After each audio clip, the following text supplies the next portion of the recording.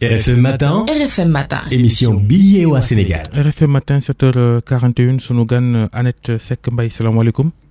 waaleykum salaam Ndiaye. Annette Seck Ndiaye Annette Seck Ndiaye. na ma monsieur Ndiaye kon jéggal ñu fàttali yaay directrice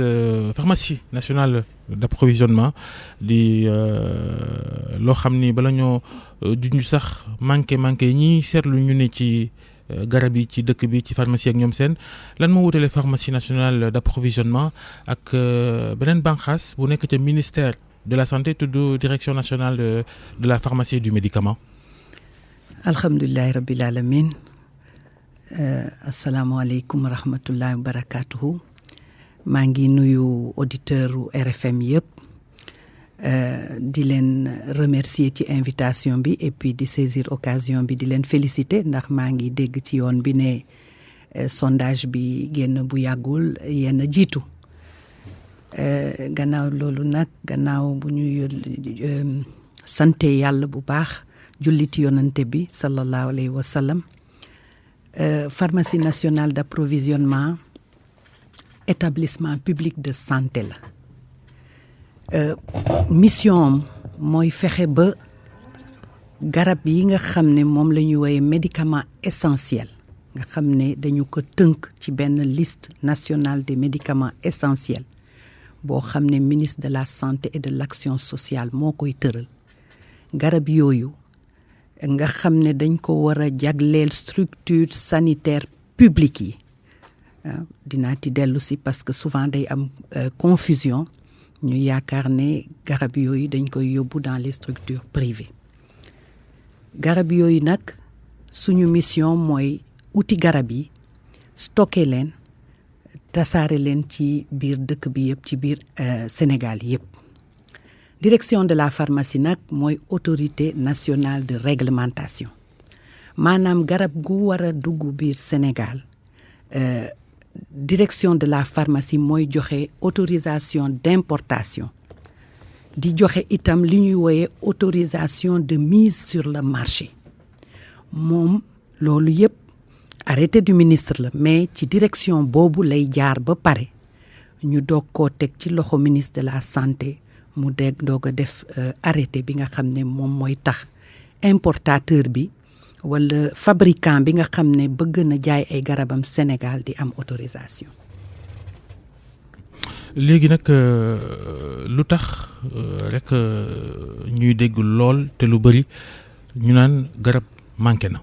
garab nangam manqué na am na ci yoo xam ne moom day faral di ñëw saa su ne.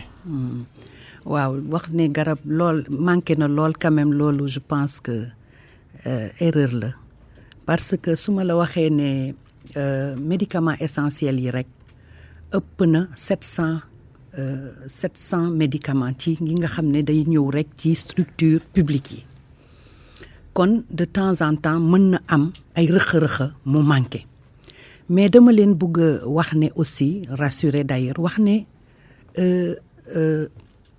manqué ci garab du ci Sénégal rek en mai 2017 organisation mondiale de la santé dafa bind benn rapport boo xam ne bu ngeen demoon ci internet gis ko ci 70e assemblée mondiale de la santé rapport boo xam ne daf ko intitulé lutter contre les pénuries de médicaments et de vaccins et favoriser l'accès xam nañu ne dans le monde entier garab yi nga xam ne moom la population yi soxla surtout en Afrique manqué na liñ ciy defar doyul monopole yi bare na loolu xëy na c'est assez technique mais pénurie c'est mondial. Maintenant Sénégal il faut que ñu xam ne pharmacie nationale garab yi muy indi Sénégal daf koy jëli ji bitim réew ci ay procédures yoo xam ne des procédures extrêmement rigoureuses ute ak secteur privé parce que secteur privé bi nga xam ne mooy approvisionner les pharmacies privées ñoom centrale d'achat la ñu am en Europe wala feneen yoo xam ne ñoom ñooy jëli ji garab yi pharmacie nationale buy uti garab balaa muy uti garab dina def presque 6 mois à 9 mois quelquefois 1 an ci procédure des commandes publiques c'est-à-dire code des marchés. est-ce que lay tekki ni da ngeen bëgg code des marchés bi ñu xoolaat ko ngir bu ngeen soxlaa garab mu gaaw a dugg ci réew mi. évidemment foog ñu génn ci te incha allah defe naa dinañ ci génn du yàggati parce que ñu ngi ci changement de statut. parce que mënuñu pour outil pour déjà rien que pour procédure yi nga xam ne ñooy tax ñu uti garab boo lancé un appel d'offres international fii ci Sénégal rien que publication bi 45 jours lay jël. diggante bi ngay signer marché bi ak buñ koy approuver fii ci biir Sénégal dana am presque 4 à 5 mois nga toog nag def commande bi boo commandé sa garab tey il faut au minimum 120 jours maanaam ñeenti weer balaa ngay mën a am garab donc tey lii tax diggante ñaari appel d'offre lii tax ngay am garab mooy sa stock de sécurité bi nag dana nekk dans 6 mois wala 9 mois quelquefois sax 12 mois ndax bañ mu manqué. mais lu leen tee di anticiper. bu fekkee ne procédures yi dañuy yàgg. ci médicaments yi nga xamante ne moom la ñuy gën di jëfandikoo. te yenn saa yi ñuy faral di gis ne yenn saa yi dañuy manqué bu fekkee ne par exemple 4 mois la 5 mois. ngeen def ko par exemple 6 mois avant. voilà pour éviter lenteur procédure yooyu. c'est une très bonne question boo buggee ñu partager. boo demoon léegi ci suñu site di nga gis peut-être appel d'offre yi kañ lañ koy tàmbali gis nga garab yi ñuy jot fi mu nekk nii 2019 appel d'offre bi ñu ngi ko tàmbali en 2018 yenn yi sax 2017 pourquoi parce que complexité déjà non seulement procédure yi mais complexité marché international gis nga sooy def appel d'offre ba attribuer marché yi ay fournisseurs sur le marché international d'abord 500 600 produits 700 produits di nga am minimum 150 fournisseurs dans le monde entier Chine Inde fu nekk fournisseurs yooyu da ngay signer un marché ak ñoom signer un contrat ñu ànd ak yow fournir la déjà am nañu monopole nga jox leen fournisseur produit bi ñu ne la ñoo la ko war a fournir ñu fournir la benn yoon ñëw ne la attention man kat léeg-léeg sax duñ la fournir agum parce que 1 an après dañuy ñëw ne la man dama la ne woon ba may def sama soumission 100 francs laa lay jaayee garab bi waaye dollar bi am na fluctuation mënatuma ko jaayee 100 francs 125 wala 150 francs nga koy jaay yow fekk def nga say prévision de ressources bu ko defee soit da ngay négocier ak ñoom ba ngeen déggoo ou alors nga résilier boobu contrat reprendre procédure bi nga donc quelquefois mu durer waat 6 mois 1 an ci loo xam ne prévoiru la ko woon les fournisseurs bi ne la aussi mais man matière première bi dafa manqué fournir naa la 1 million de comprimés wala 2 millions c'est des grandes quantités parce que ñu ngi jënd presque 17 milliards de médicaments par an mu ne la man dootuma ko mën a kii parce que dama am problème mu matière première dootuma la livrer en janvier dinaa la livrer en mars ou en avril bu ma amee matière première bi loolu yëpp bokk na ci li nga xam ne mooy indi ay dog-dog yu bare ci approvisionnement ou médicament. mais Georges mi ngi lay wax wàllu anticiper yaa ngi tudd itam stock de sécurité. waaye garab tamit daa am app ndax boo anticiper ba dajale ji lu bëri mbaa du war yi. yàqu très bien loolu wax lu am solo la. bu ñu defee suñu appel d'offre yi ci contrat yi dañuy def benn clause importante parce que duñu nangu aussi koo xam ne dañu lay commander produit bi nga indil ñu produit boo xam ne am na at wala ñaari at dañu bëgg production fraîche su fekkee ne amul plus de 4/5 de la durée de vie ñun duñ ko nangu parce que xam nañu ne il faut que ñu duñu defar garab yi il faut que ñu stocker ko fii au moins 6 mois ou 1 an donc loolu tam ay exigence la da ngay anticiper nga commander médicaments yi mais boo ko commander aussi da ngay exiger ne duñ la jox garab goo xam ne bu fi amee ñetti weer mu yàqu nga yàq sa ressource ba pare doo joxe garab yi doo jox garab yi population yi. xam nañ ni pharmacie nationale d'approvisionnement am na solo waaye amul subvention ni nguur gi jëlee xaalis di ko jox yeneen i kuréelam. di leen jàppale fekku leen ci. bu weesoo xëy na yenn médicaments yi nga xam ni moom lañ subventionné lu ci mel ni yiy faj sida ak ñoom seen ñiy faju sida yi ñuy jëfandikoo wala hémodialyse ak ñoom seen produit yooyu tey jii seen syndicat yi ne ci biir pharmacie nationale d'approvisionnement génne woon nañ communiqué wax ni luy tolloog 7 milliards fi ne ni nguur gi xëy na amel na leen ko subventionné wu leen ba pare amel leen bokk na ci couverture maladie universelle lu mu leen amel ak yeneen est-ce que loola du jafe-jafe ndax nee ngeen li ngeen di jënd ci médicament yéen ci at mi toll na ci 17 milliards bu leen nguur gi amalee luy tolloog 7 milliards est-ce que loolu itam nekkul gàllankoor ci liggéey bi. waaw jërëjëf amuñu subvention d'exploitation effectivement am na établissement public de santé yoo xam ne dañu am subvention d'exploitation les hôpitaux par exemple subvention yi ñuy recevoir c'est exclusivement pour jënd garab yi pour programme de santé yi nga xam ne état bi dafa def gratuité wala mu subventionner péréquation yi loolu moo tax bu fekkee ne ressources yi nga xam ne moom la ñu prévoir pour benn programme bu fekkee ne ressources yooyu doyul rek day am des difficultés pour mën a couvrir programme bi yëpp loolu moo tax évidemment syndicats yi wax nañ ci c'est légitime parce que c'est normal ñoom loolu mooy aussi loolu mooy waral syndicats yi di fi nekk mais il faut que ñu comprendre que concernant la CMU bi ñu koy tëral ci esprit wu couverture maladie universelle nga xam ne organisation mondiale de la santé moo waxoon réew yi na ngeen fexe ba couverture protection sociale ak couverture sanitaire bi ngeen di jox seen population yi ngeen yokk ko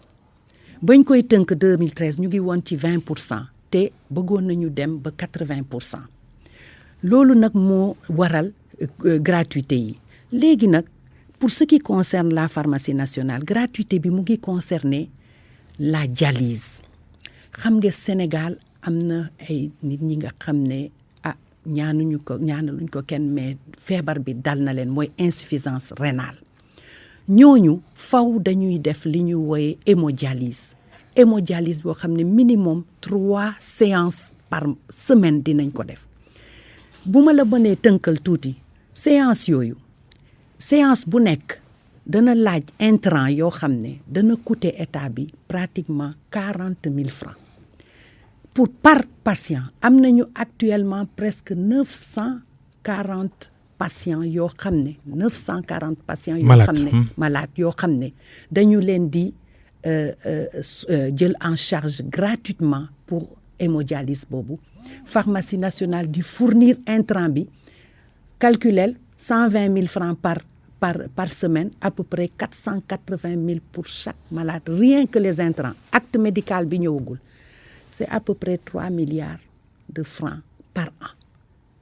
qui est utilisé pour mën a fay jël en charge ñooñu waxaguma nag yeneen programme yi yéen a ngi koy wax tout à l'heure gis naa ci seen publicité yeeg yooyu public reportage ñuy waxu paludisme ñuy waxu VIH sida wax nga ko programme yooyu yëpp boo gisee état bi tëral ko dafay fekk mu bëgg accompagner population yoo xam ne elles sont vulnérables maintenant évidemment diggante li nga xam ne moom la ñuy inscrire ci budget yi bëgg couvrir justement toutes ces maladies là léeg-léeg demande bi dina ëpp li nga xam ne moom la ñu tëral pour couvrir feebar yooyu. mais population vulnérable yooyu. lan moom war a mën a doon tey seen yaakaar bu fekkee ne yéen jafe-jafe yooyu yëpp ngeen jànkonte grossistes yi aussi nemeeku nañ ne privé yi je veux dire. fan yi am na médicaments yu bëri nga xam ne boo duggee ci pharmacie yi ñoom. amuñ ko. waaw mais lan mooy solution bi kon. waaw mais dans les programmes dégguloo benn yoon ñu ne arrêté nañ hémodialyse. buñ ko defoon musiba lay doon parce que koo xam ne toog nga une semaine defuloo dialyse yaa maara détaillé da ngay xam loolu moom mooy pour maladie chronique mais am na leen li nga xam ne day jot nit kii du doon maladie chronique te mu war koo faj voilà maintenant yeneen garab yi ngay wax grossistes privés yi ngay wax mais wax naa ko tout à l'heure quelquefois day am une pénurie mondiale gis nga toog nañ wax nañ lu bare ci sérum antitétanique bu yàggul mais sérum antitétanique c'est dégg nga un produit de la vaccination aussi pour protéger contre le tétanos mais fabricant bi ko doon def bugguma ko fi tudd mais dafa arrêter fabrication bi ñun Sénégal defaruñu garab bi de Sénégal rek dund ko d'ailleurs. mais am na société yu ne fii yi defar garab. ñoom yu ni mel mënuñ cee taxawa di ko defar. bu ko defee marché bi. waaw dëgg am na ay fabricants Sénégal. am na à peu près 5 fabricants Sénégal mais boo ko seetee bu baax vraiment industrie pharmaceutique locale pour le moment amul boobu dynamisme eggagul foofu. moo ne ñooñu yàgg nañ fi de. yàgg nañ fi mais vraiment il faut le dire war nañu góorgóorlu ci promotion industrie locale